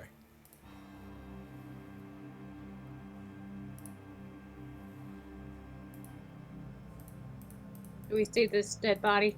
There we go. Yes. And so anyways, you come into this hallway and you see that it loops back, and you've got the pit here, and there's this skeleton that's just laying on the floor here. And there's a door on the opposite end of this hallway.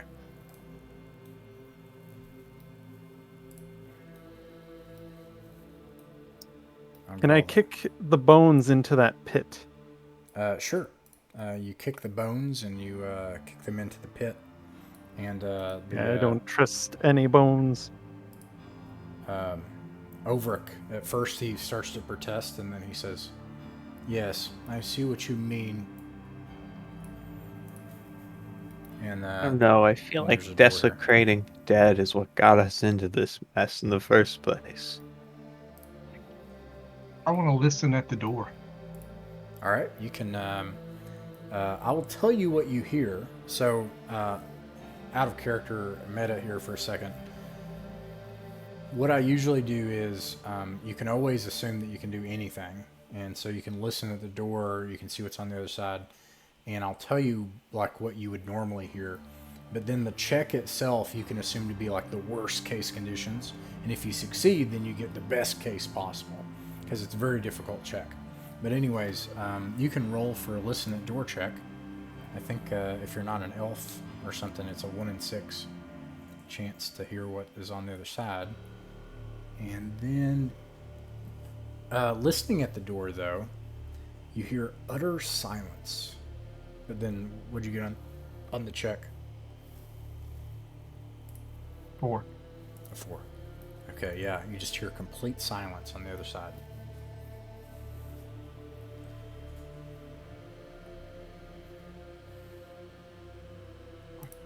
I didn't hear anything except for quiet, except for silence. Does somebody want to open the door?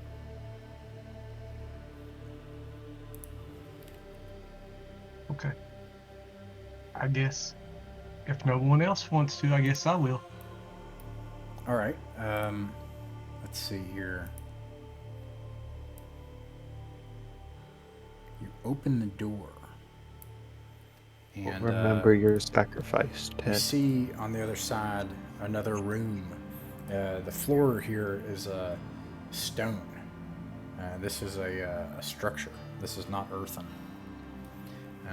This used to be above ground at some time long ago. And it has stone walls. The door's not locked. As you enter the room, on the other side of the room, you hear a voice. And something appears on the far end of the darkness. You hear like a like a bunch of like gibberish. Unless, what languages does everyone speak? I'll get the retainers in here. I couldn't find what other options for languages beyond common in the manual. I'll tell you what I'll do. I'll read the language options, and then you can pick. Because you don't know what language he's speaking right now.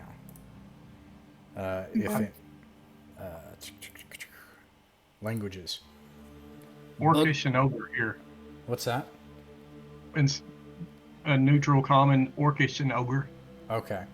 There's bugbear, doppelganger, dragon, dwarvish, elvish, gargoyle, gnoll, gnomish, goblin, halfling, harpy, hobgoblin, kobold, lizard man, medusa, minotaur, ogre, orcish, pixie, and human.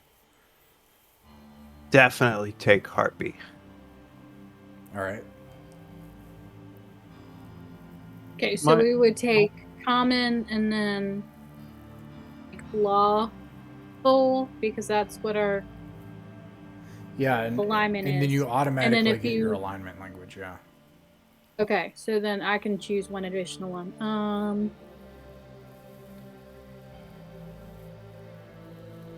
my gosh, you read through them all really quickly.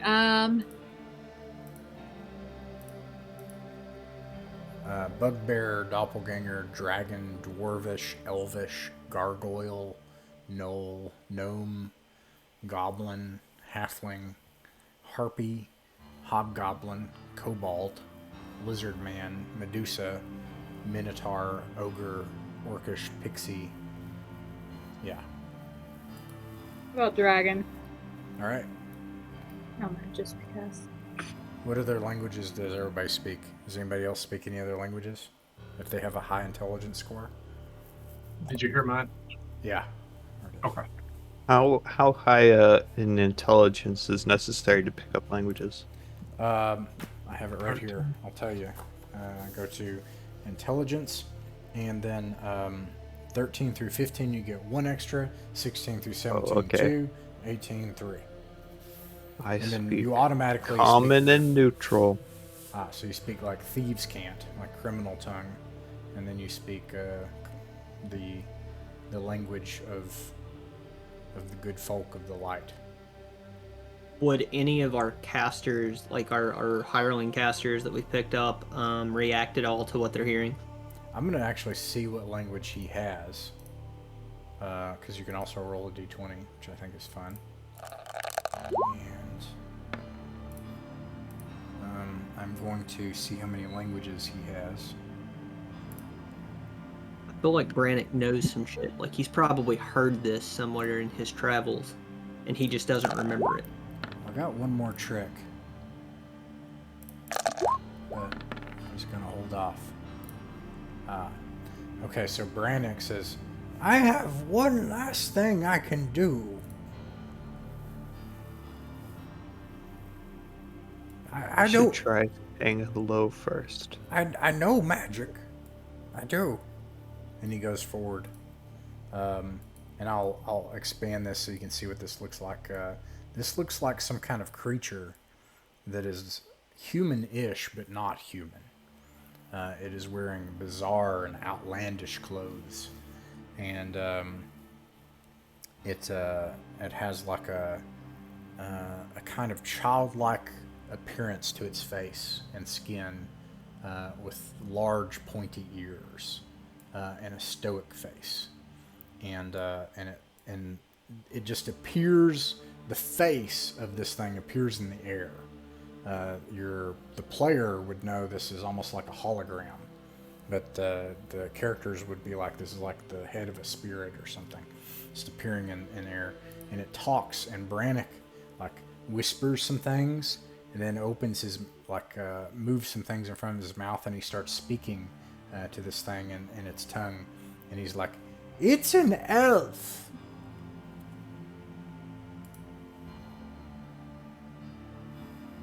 What does it say? Can you understand it? They talk back and forth for a while, and he says, "This is Skazik the elf. Apparently, opening the tomb was his idea."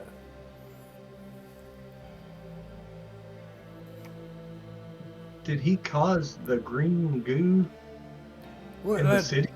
In a way. So he says that we're doomed if we stay here, and he's offered for us to join his cause. He says there are many riches involved, as long as we can obtain the fabled sword of Gilliard Wolfclan and then return it to him via magical portal that he can make. And if we agree to this, he will put us under a magical guess to be that we must complete the task and provide this to him, and then he'll give us all kinds of money. But if we reject this task, then not only will he not help us, but then he will also not remove his magical lock that he's put on the door over there. And he says we're not going to get through his door, and besides that, even if we did, we would probably die anyway.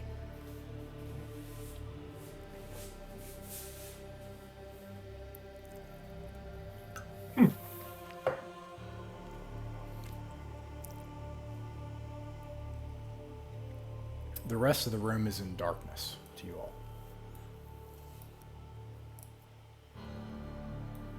Well, what As you bring the lantern light in, you see a hatch with some sort of magical energy glowing above it. Sorry, go ahead. What is his cause? What's this elf trying to do here? He won't say.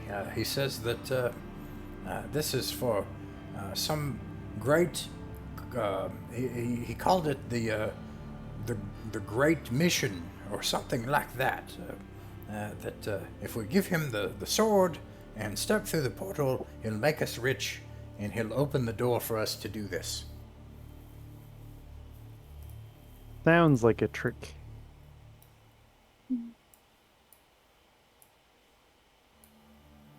Apart from the hatch door, do we see anything else, like any other doors or anything in the room? No. Okay. But you can take the time to search the room. Whoops. Oh, yeah. If you do that, you'd roll a d6. And you want to get a 1 if you're trying to... But that's like 30 minutes of searching the room thoroughly to see if there's like anything special. I don't want to have him watch me as I mess around. Gotcha.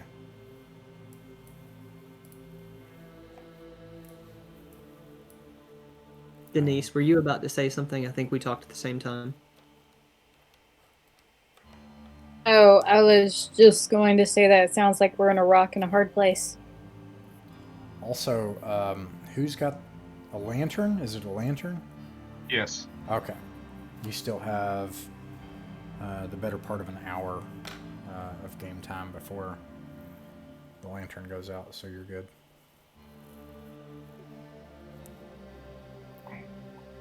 Yeah, so basically, he'll open this door and you can try to fight and get the sword and stuff, but you have to return the sword to this elf in a portal that he'll open, or he's just not going to help you, and he's got this magically locked, and yeah. The hatch, by the way, the handle to the latch has a magical aura above it with symbols floating in the air. The hatch itself is wooden with iron banding as well. Here's an interesting question. Does the elf speak the common tongue? Apparently not. Okay. I think that we should definitely tell him that we accept his deal so that he unlocks the door. Whatever we want to do. But as Brannick has said, he has said that if you accept the agreement, he will put you under a gas. Oh, gosh. It's a problem with weird people and their words. I said a rock and a hard place. This elf caused all this trouble and doesn't seem to care about the other people and just wants this sword. The sword could be causing more of this.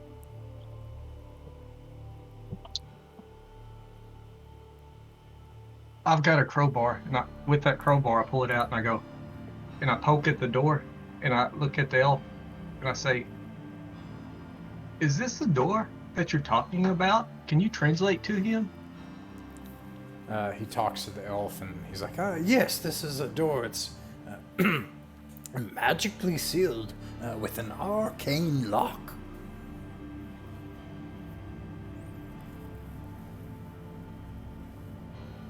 I'll see if I'll just reach down, I'll test him, I'll try to pull open the door. Yeah, as soon as you try, like, your hand is like pushed back by a force where the handle is. You try to grab it by the handle. Yeah. Yeah, when you try to grab the handle, like, your hand is like pushed back by a force. It's a lot of everything.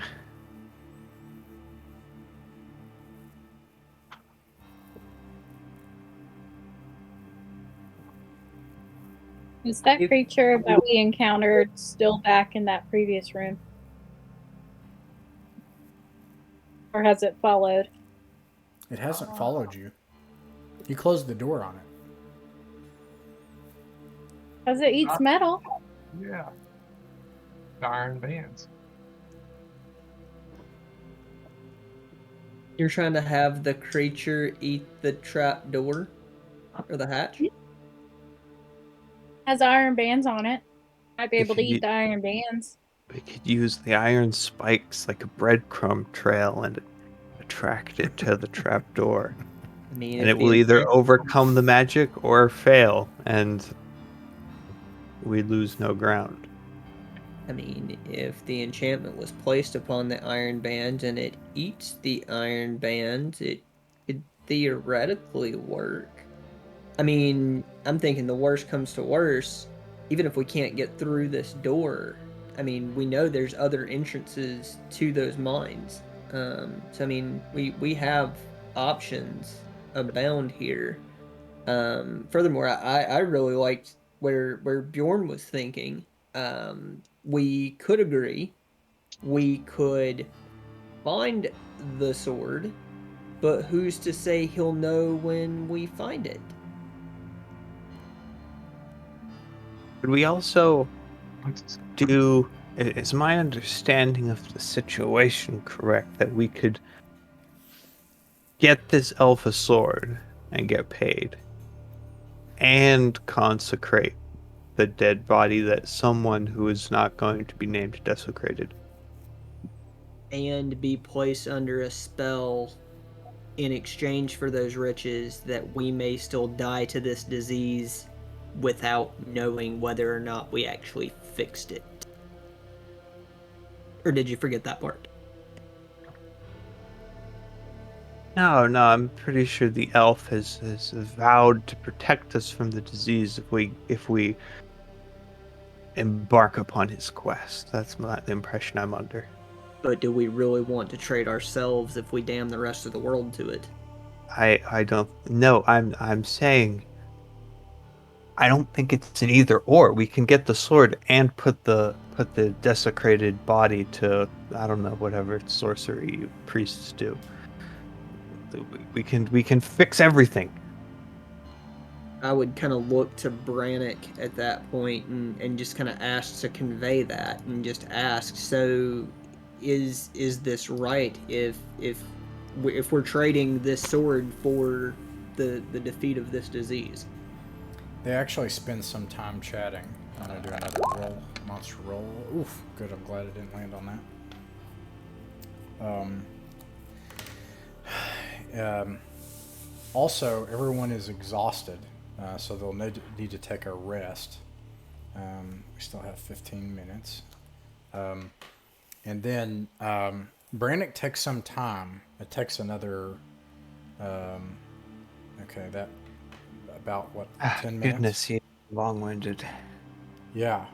Let's see. A turn is 10 minutes. Takes him 10 minutes talking back and forth, and he's like, "Okay, I've talked it over with the master elf, and he says Skazak believes that this disease is probably driven from the source of the connection with the underworld, which would probably be Gilliard himself.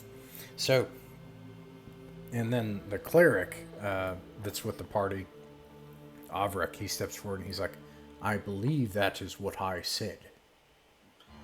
This place must be consecrated to the light. We must banish this evil and then seal this place and have the Church of Light come from daylight and sanctify it. No one else must come here." Yes, well, anyways, I don't know about those religious things, but it's probably related to this Wolfclan character. We kill the Wolfclan character, or re-kill or unkill. Violence will be involved, I'm sure, and take his sword and give it to the elf, and everyone walks away happy and rich. Am I wrong in any of that assessment? I'm gonna actually roll reaction rolls for everybody else here. There will Oh no, be 4 reaction not the rolls. consequences of my actions. Those are 2 of them, so 6. Okay, so 1 more, I think. Okay. I think this makes perfect sense.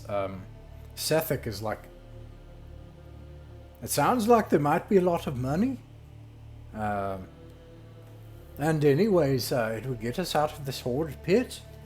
And Cariol is like, he says, "You should understand, before you agree to do this, what you'd be getting into. This is a Gaius is a magical agreement that you make with a being. It's on their terms. But I'll agree to do it, because it is perhaps our best bet in stopping this Gilliard Wolfclan." And then Avrek, predictably, is like, "I think that I'll stay back. If it works out, one less share.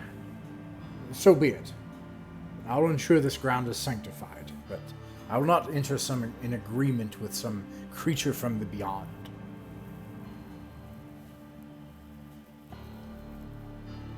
Oof, those are some teeth. I don't know much about Gaiuses or the like, but I swear by Lady Gwenna that I will put my life on the line for these folks. Too much is at stake here. I'll take the risk.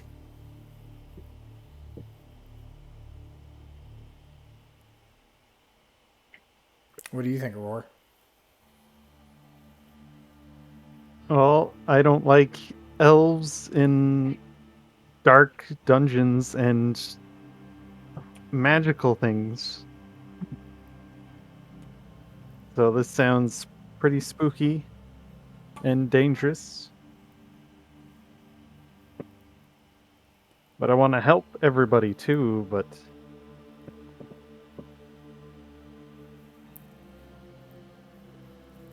maybe there's another way.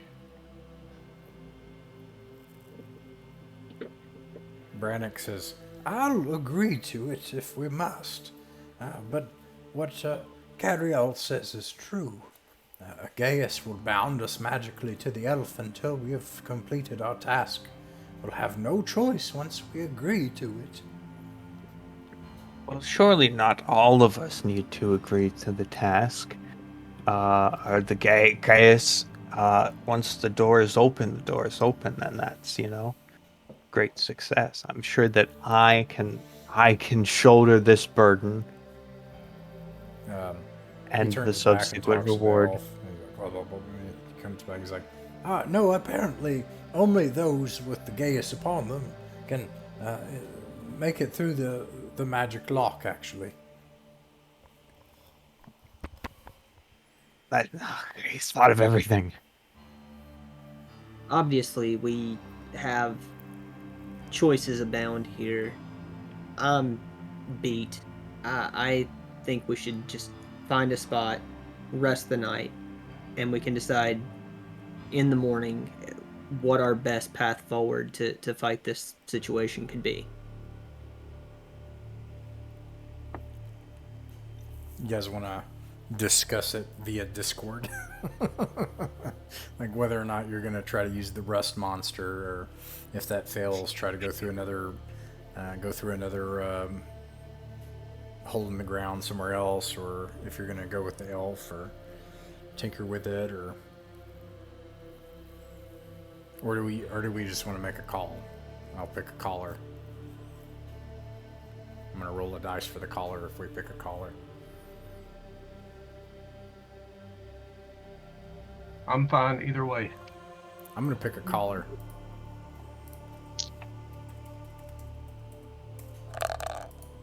$1d5. Funky dice. I got a 1. Alright.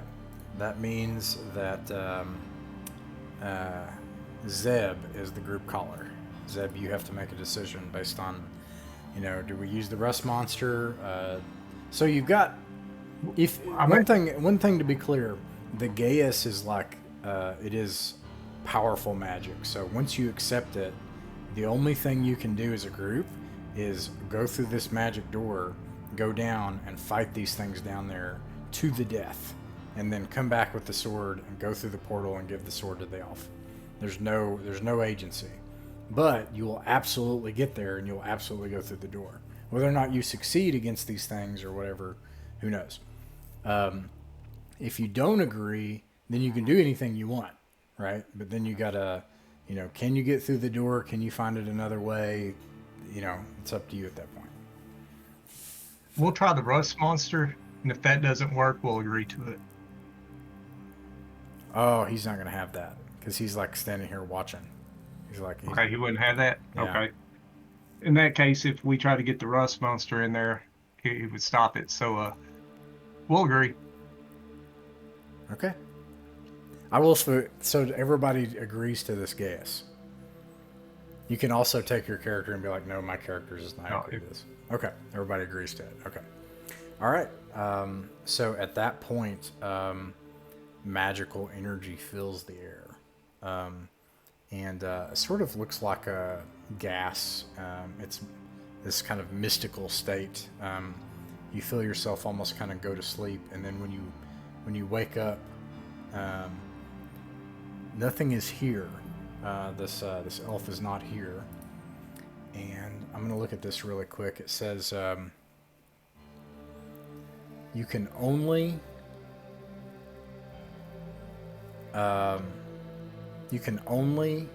go through this thing and try everything you can do to get that sword. And I should note, it doesn't even matter to you right now whether or not you actually kill Gilliard Wolfclan. The only thing in this Gaius is to get the sword and get back to the portal. And a portal opens. Does the casting of a Gaius replace others, or are you capable of being under multiples? As far as I can see, there is nothing that says... here it is. It says... Why, yes, actually. Someone who's actually capable of imposing a guess can, in fact, nullify one. And even there's also a chance of that failing. But you would not, your character would not know that. I just find that interesting. Because you asked and I looked at it. Here's a question for you. Is this like, are we like effectively mind controlled and this is the only thing we care about? Or is it like a contractual thing where like we must accomplish this goal, but like we can also have our other priorities along the way? It's like mind control, but that doesn't prevent you from doing anything else you want to do. Like, like there's nothing in this. You're not under the control of the elf. You're just like, as part of your character now, your character is like, I got to get this sword more than anything else, and I got to get back to this portal. But like, we could also still have like an interest in stabbing the dude until he dies. Sure. And breaking the thing. All right. Unless one were to conflict with the other. Yeah, I got you. All right. Yeah, as well as getting treasure and anything else. And living. Anyways, the cleric is like, I will wait here. Actually, I think I'll wait out. In fact, I think I'll wait back at the town. Goodbye. And he leaves. Oh wait, go ahead. We never saw him again. I was just gonna wish ill upon him. That's all. All right. Let's see here. We've got 5 minutes left. This has been a very NPC heavy session, and I've managed to hate all of them. We'll stop there for the night.